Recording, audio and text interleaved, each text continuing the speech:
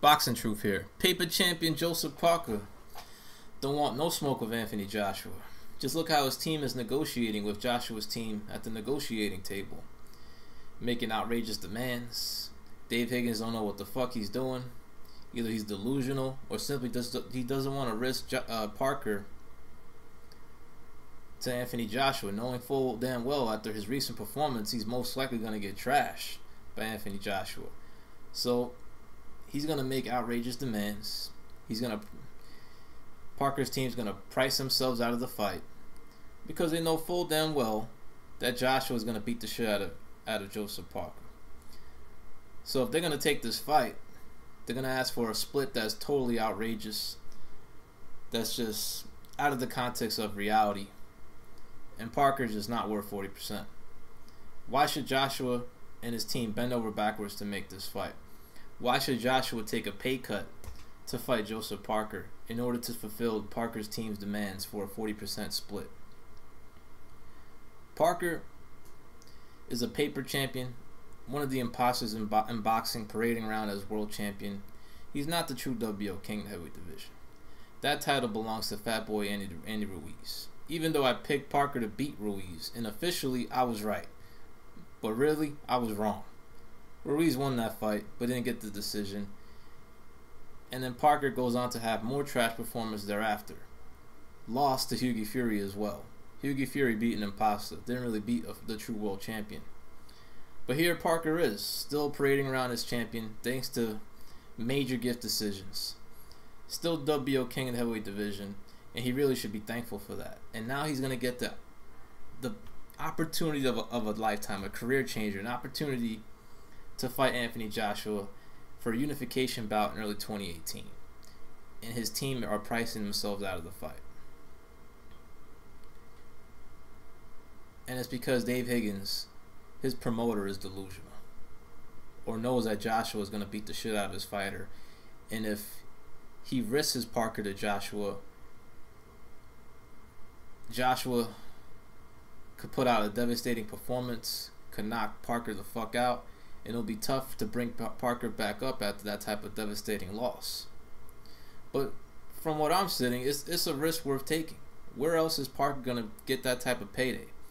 Why are you going to risk Parker in a voluntary defense against Lucas Brown, knowing that Parker is what he is? He's an average guy, an average fighter. Pretty good, but not that good.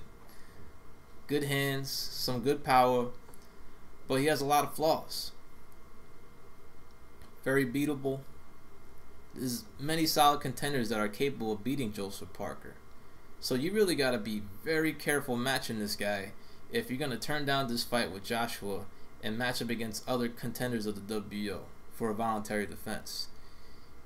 You got to put him in there with the right style, the right opponent, in order to keep Parker safe, and you got to pay the judges off in order to keep Parker in the winning column, like most likely you guys have done in his past recent fights against Andy Ruiz and Hughie Fury.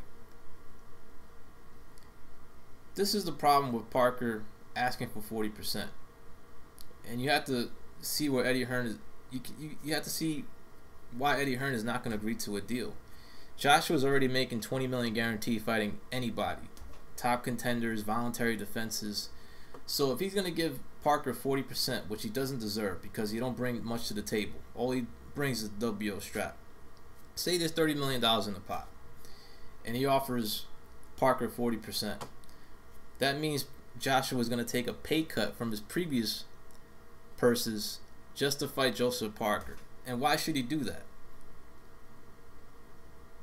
It's simple.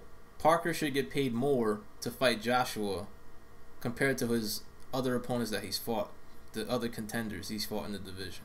And the same goes for Joshua. His purses should go up for taking a unification bout. The demands of these heavyweights to fight Joshua, well, Parker and Wilder, is absolutely laughable. I mean, these guys are not on Joshua's level. Nowhere near his level when it comes to his earning power. I mean, Joshua's doing you a favor. He's overpaying your ass just for you to fight him, just because your name is attached to his. He's giving you a solid. Not only you get a chance to fight him, topple the man in the heavyweight division currently, but you get a career high payday in the process. And he's going to give you a respectable offer, a reasonable offer, a offer that's in reality. A 40% split against Joshua when you're Joseph Parker or Deontay Wilder is fantasy. It's out of the question. Because you guys don't bring much outside of than just a strap. And that in itself is pretty much your worth. You don't get 40% splits against superstars because you've earned it, because you're a champion. You get it because of your name recognition, your value in the fight, and what you bring to the table. Not because of you've earned it. Joshua's not going to take pay cuts to fight you guys. You guys got to be reasonable at the negotiating table. I mean, and Joshua's being reasonable. He's actually offering you splits to fight him. Other past superstars with even more of a divas were much more difficult to deal with at the negotiating table. Canelo Alvarez, outside of Miguel Cotto and Gennady Golovkin, hasn't offered splits to his opponents. He gives you guys flat fees. Mayweather used to slap the shit out of his opponents at the negotiating table. I mean, he used to straight rape his opponents. He would give them flat fees. The only split he gave was against Manny Pacquiao because he deserved it. Because he was a big star, a pay-per-view star just like Mayweather. And what he brought into the fight. But you guys are not that type of B-side. I'm not saying you guys deserve flat fees, but even a 10% split against Joshua in unification fight is still going to represent your biggest paydays. But Joshua's team's not going to disrespect you guys like that. They're going to offer you a split, most likely within 20-30%.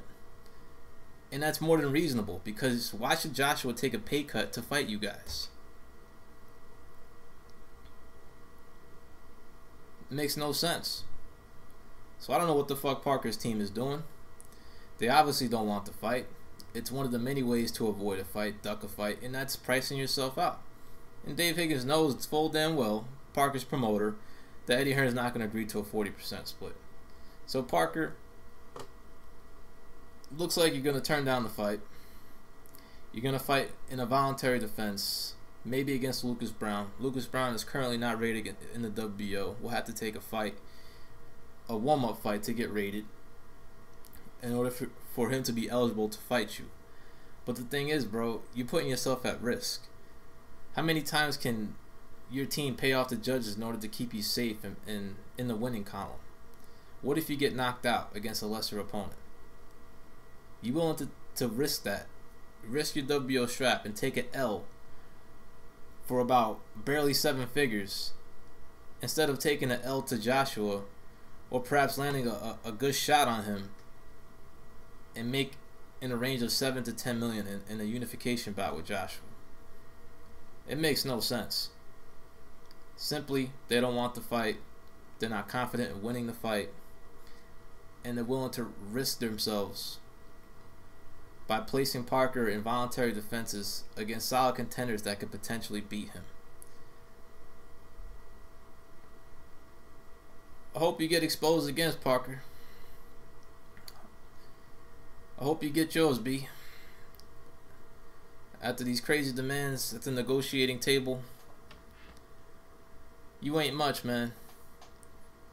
Someone's going to expose you again for the 3rd time sooner or later. It may not be next, but keep acting big-headed at the negotiating table, because sooner or later, someone's going to hand you an official L on your resume. And you're going to wish you took this Anthony Joshua fight. Because you ain't shit, Joseph Parker. Bomb. This is Boxing Truth. I'm out.